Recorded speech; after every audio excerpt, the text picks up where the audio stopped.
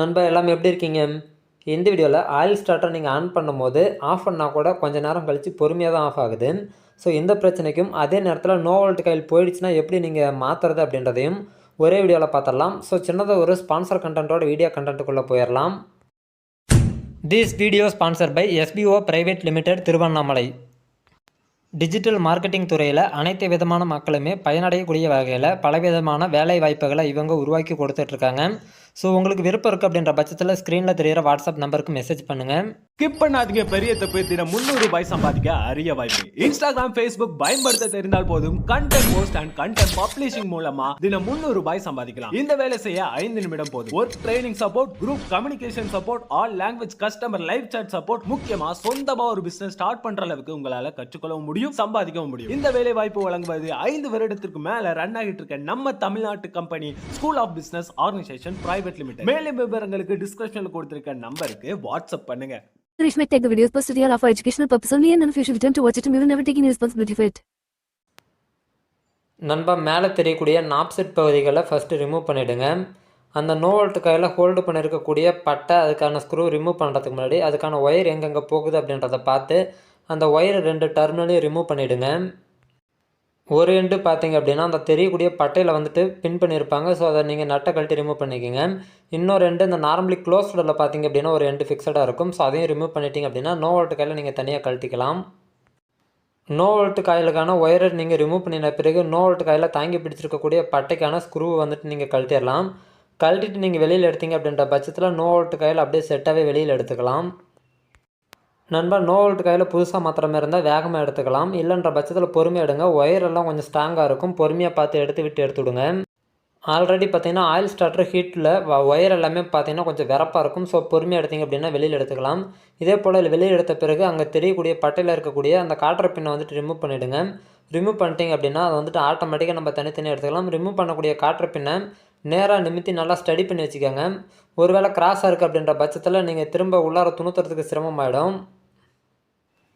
அதே நேரத்தில் நீங்கள் வெளியில் எடுத்தாலுமே இதை நீங்கள் பார்த்து கவனமாக தான் கையாளணும். ஏன்னு கேட்டிங்கன்னா நீங்கள் இப்போ நோ வோல்ட் கையில் புதுசாக மாற்றுறீங்க அப்படின்ற பட்சத்தில் ஒயர் கரெக்டாக இருக்கும்.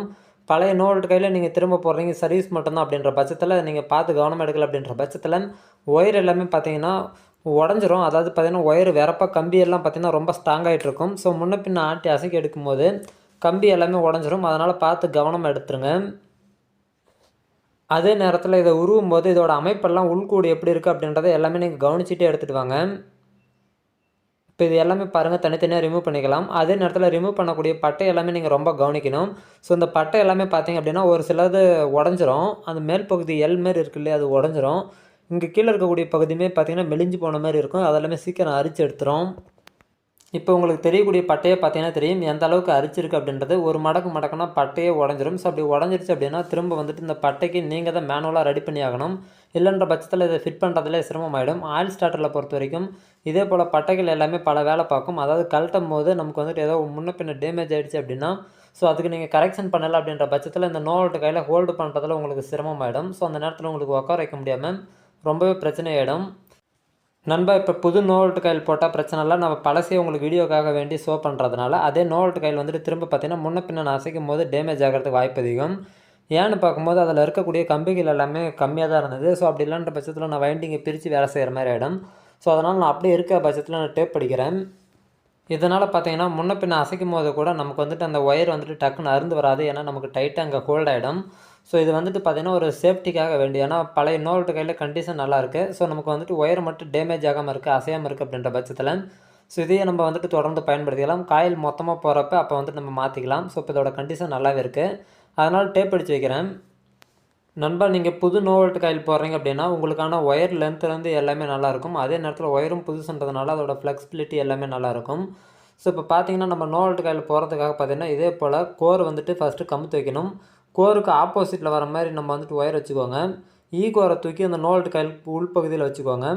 வச்சுட்டு அதுக்கு மேலே நான் என்னென்ன செய்கிறேன் அப்படின்றத அப்படியே பாருங்கள். இது வந்துட்டு பார்த்திங்கன்னா பட்டை வந்துட்டு முடிஞ்ச அளவுக்கு உள்ளார இருக்கக்கூடிய சின்ன சின்ன பட்டைகளை வந்துட்டு வளைக்காமல் அந்த மாதிரி எடுத்து கையாளுங்க. ஒரு வேளை வளைக்கிறீங்க அப்படின்ற பட்சத்தில் இதாகும். இப்போ நான் ஏன் நோ வோல்ட் காயிலுக்கான ஒயரை மேல் பகுதியில் வச்சுருக்கோம் அப்படின்னா நம்ம டைட் பண்ணும்போது ஒயர் வந்துட்டு மேல் பகுதியில் இருந்தால் அப்படியே வெளியில் கரெக்டாக வந்துடும். ஸோ இது வந்துட்டு ஆல்ரெடி ஒயர் இது குட்டையாக தான் இருக்குது. இப்போ ஈக்குவரை தூக்கி வச்சுட்டு அதுக்கு மேலே அந்த ஹோல்டு பண்ணக்கூடிய பிளேட்டை தூக்கி வச்சிட்டேன். இப்போ சைடில் சொருகக்கூடிய அந்த பட்டையை வந்துட்டு உள்ளார விட்டுறேன். அதே போல் லெஃப்ட்டு ரைட்டு 2 பட்டையுமே உள்ளார விட்டுட்டு ஸோ விரலால் நம்ம வந்துட்டு நடுப்புற உள்ளார விட்டு அமுக்கி பிடிச்சிக்கும் போது பார்த்தீங்கன்னா நமக்கு பட்டை வந்துட்டு எங்கேயும் நகராது. ஸோ அது மட்டும் இல்லாமல் இதுக்கு மேலே வந்துட்டு ஒரு ஹோல்ட் பண்ணக்கூடியது எல்லாத்தையும் ஒன்று சேர்க்கக்கூடியதுக்கு ஒரு பட்டை இருக்குது.